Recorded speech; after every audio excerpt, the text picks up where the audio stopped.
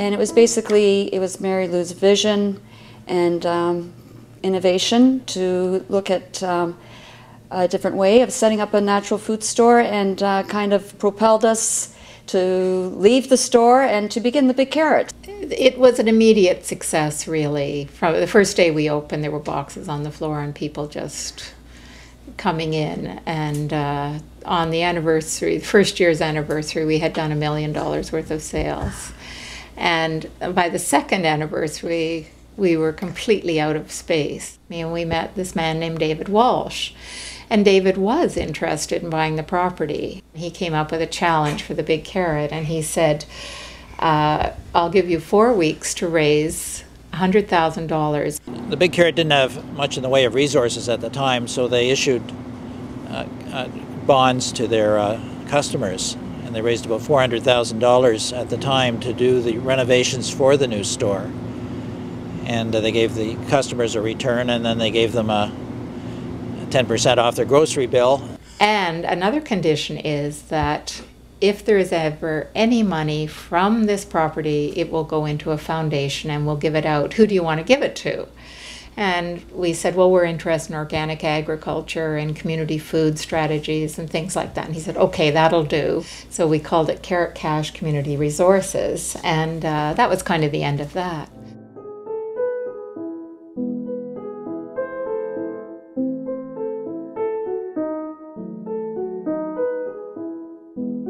We could buy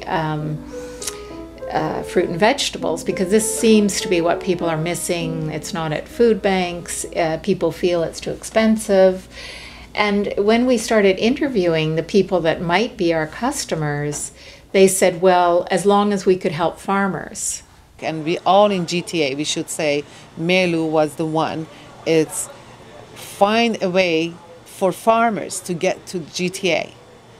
At that time, just a couple farmers coming for the Big Carrots, but the Good Food Box and Food Shares program, through Mary Lou's visionary, got lots of farmers coming to Toronto. Mary Lou was so much into it. She had the passion and love for food and the farmers, and she was more interested about people eating healthy. So she had a great passion for the food and the food box. We started a catering company. We had programs for women who'd been on welfare for long periods of time.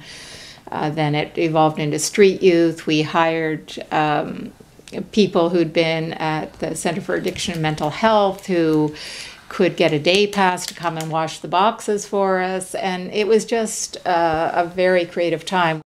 I retired from Food Share after 14 years. And when I retired, coincidentally, David Walsh came to me and said, oh, by the way, there's money now to put into Carrot Cash.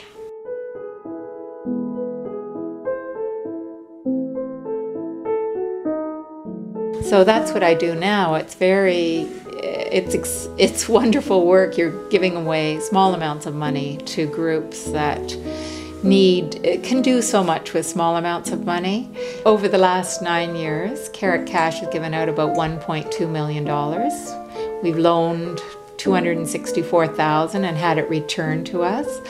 And we've invested about $55,000 in worker co-ops. Mary Lou's really been a leader in the food movement in general, really encouraging a lot of small projects, a lot of entrepreneurs, because it's not easy.